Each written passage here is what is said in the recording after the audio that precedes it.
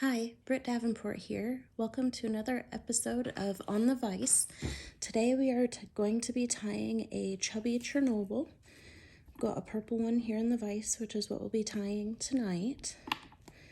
You can also tie them in other colors. So earlier I was tying up some orange and brown ones. It's a great pattern for cutthroat here in our Idaho mountains. If you tie it in natural colors, it can look like a stonefly, salmon flies, things like that.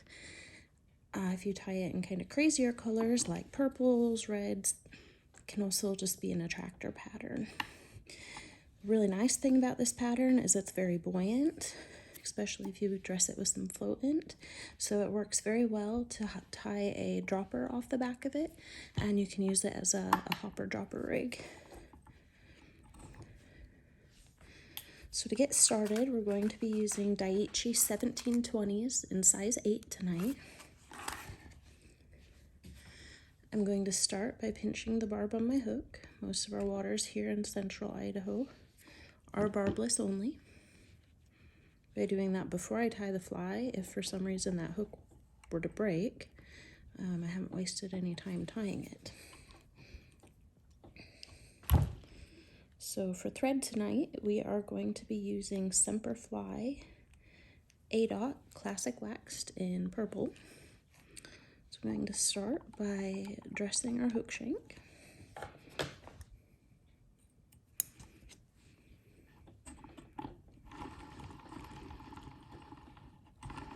And just lay a nice base of thread down to give our materials something to grip to. Now we're going to start by using just a bit of dubbing, and for this I'm using purple ice dub. We're just going to tie a small ball of it in the rear of the fly, and that'll just help prop that foam up once they tie it in. So I'm just going to pinch a bit of that on, and I'm just going to build up a little ball right there. So for the body of the fly, I'm using 2mm foam, purple and black that I've glued together. To glue it together, I just used a spray adhesive, let it sit for a little bit with something heavy on top of it, and it comes out looking like that. You don't have to do that, but I just think it makes for a cleaner looking fly. Now, if you want, you can just cut that into strips. You want it to be about the width of the hook gape. The other option is now you can use these Chernobyl body cutters. And so if you have one of those, it comes with a little rubber mat. Then you would just put the foam on it, and this would be on the table, not on your vise. And then you would just stamp it out.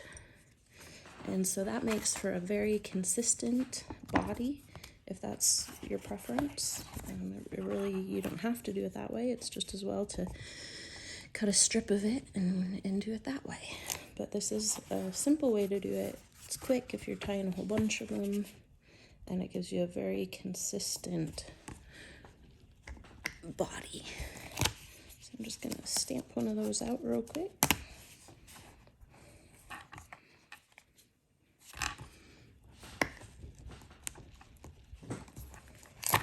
Some people do use thicker foam. You can use 3mm if you want. It's just kind of your preference. Actually, I'm going to stamp one more. There we go. Okay. So I've just stamped out another body. If you use these tools, it has a little notch there so that you can get them out of the mold. So I'm going to go in and just trim that off.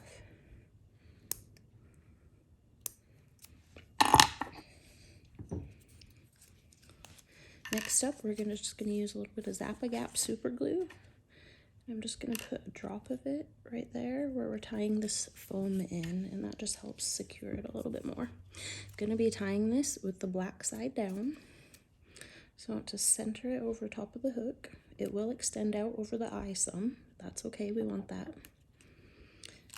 Now spin your thread counterclockwise a bit to flatten it out. And just tie in some securing wraps. Take a few in front, a few back over it, By spinning it counterclockwise, it flattens your thread out, which allows it to have a better bite on the foam. It's less likely to cut the foam. Okay, so we got that in. Next, we're going to tie in a pair of legs. For this, I am using, if I can find them, just some, I don't know where they went. Anyways, just some purple silly legs. The orange one I tied earlier, I was using some, it's just a miscellaneous pack of bass skirting that they use on bass lures. So this is a really good alternative to the formal rubber legs that you buy for fly tying. This is a good option as well. You get a whole bunch of them for a pretty good price. So I'm going to take 2 of my legs. I'm going to take them under and bring them up all the way around to the side of the hook closest to me. So what that does is it saves a thread wrap, and then it also allows me to position them a little bit easier than if I was trying to hold them there and wrap over them. Next, we'll invert our hook 90 degrees. I'm going to take the longer part of the legs, bring it around the front, hold them in place, and then go ahead and take a couple wraps over top of them to secure those in place. So we go hanging out the back end on both sides, and then we've got this loop to the front. We'll cut that loop in half later on, but it's easier to work with and to hold it out of the way as you progress on the fly if it's still in that loop. So at this point, if you've got a hair clip, go ahead and try to clip those back legs down just so they're out of your way. For the post or wing on this fly, we're going to be using Congo baitfish from Fly Tyer's Dungeon in minnow belly. Any kind of parapost material will work for this. I like the minnow belly. It's kind of an off-white color, so it's not quite as bright as plain white, but it's still very visible. Now you want to take a pretty good chunk of this, so about 3 inches long, but a pretty good chunk. We want these wings to be pretty fluffy, I guess you would call it. So you're going to take the bit you cut off and take it, just like you did with the legs, underneath and draw it up onto the top of the hook shank. And then I like to put my finger right there and I'll pull on my bobbin straight down. And what that does is it seats it right down on the hook shank. Well, not the hook shank because it's on top of the foam, but it seats it right on top. We're going to take a few wraps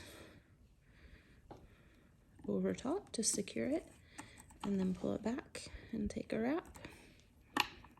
And then I'm going to take my hair clip and just clip all of that down along with those rear legs. I'm going to go ahead and grab a pinch of dubbing.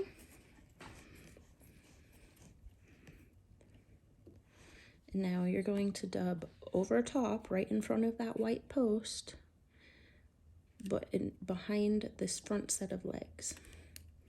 And what that does is it helps just convince that wing, post, whatever you'd like to call it, to go kind of towards the rear of the fly. So we're going to do that, a couple wraps, and then lift this up, and we're going to take a couple wraps in front there and advance our thread. I'm going to take another hair clip and just try to hold that back as best you can. So now we're going to go ahead and dub the body. So I'm going to go ahead and throw a half hitch in. Bring my thread over to my thread post. For this, I am going to use a bit of dubbing wax just because it's ice dub and I find it's pretty slippery. So I like to just put a little bit of wax on there just to help it. So I'm going to grab a bit of dubbing and loosen my tension knot on my vise. And I'm just going to spin that onto the thread. I'll probably need a bit more than that. So I'll just grab another bit and go just add a little bit more to it.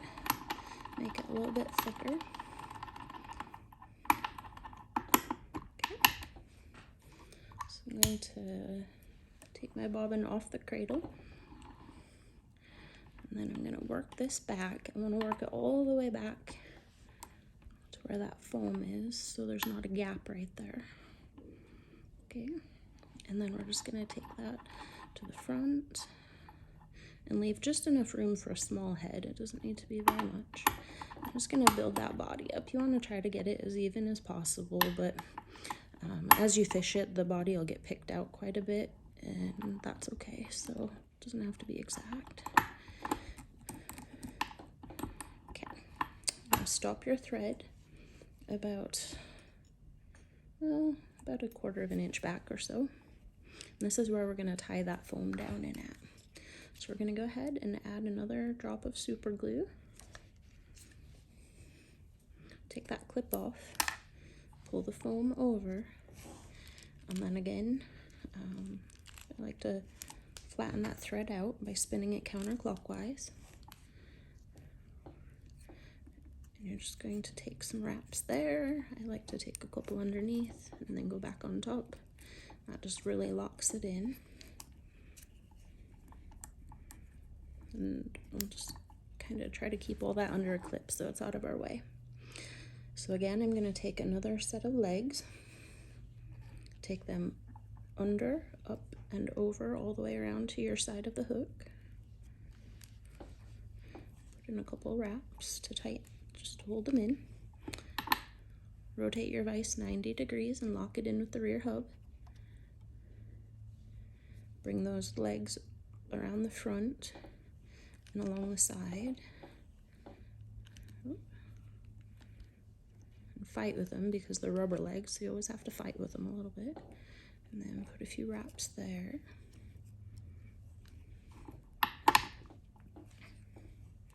Okay. Now take another hair clip if you've got one, and just try to hold those out of the way. We're going to take another clump of the Congo hair, just the same size as the first clump.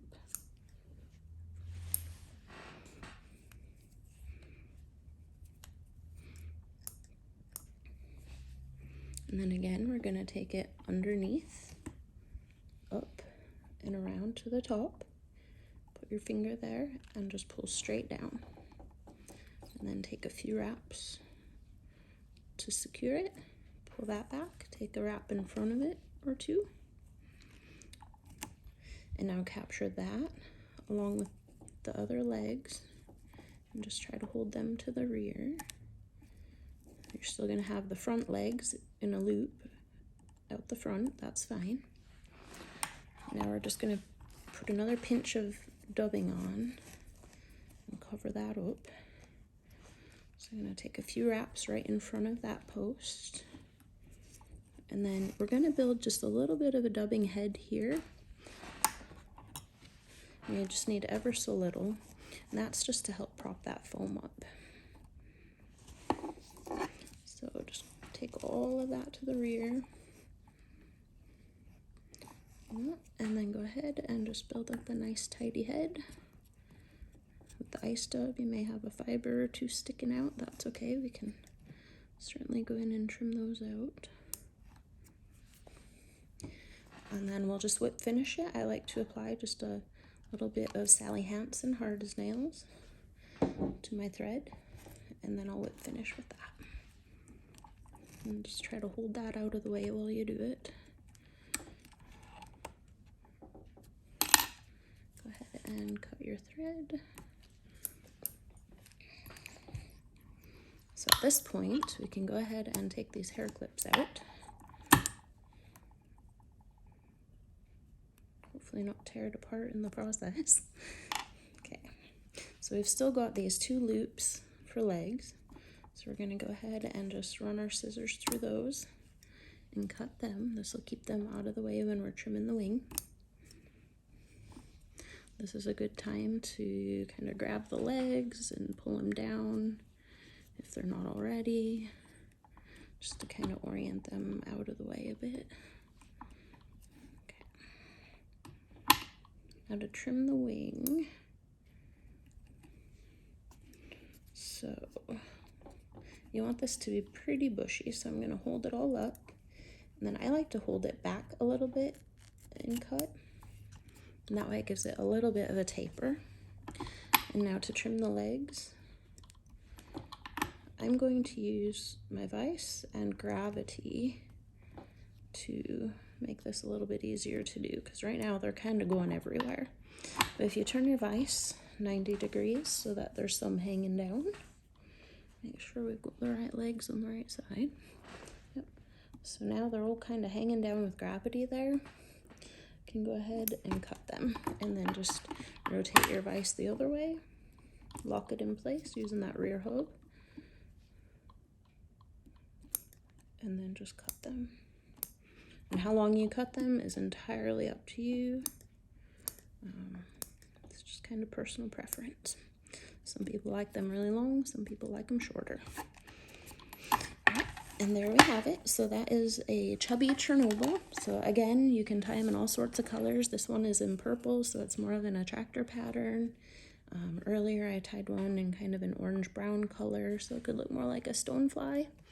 You can tie them in yellow, you know, anything. Really, it's entirely up to you what colors you use. I've seen them tied in royal colors, even with the peacock and the red in the middle.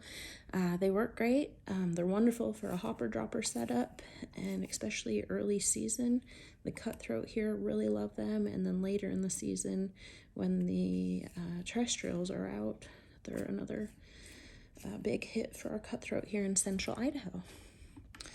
And there you have it, a Chubby Chernobyl. So thank you for joining us tonight on the vise.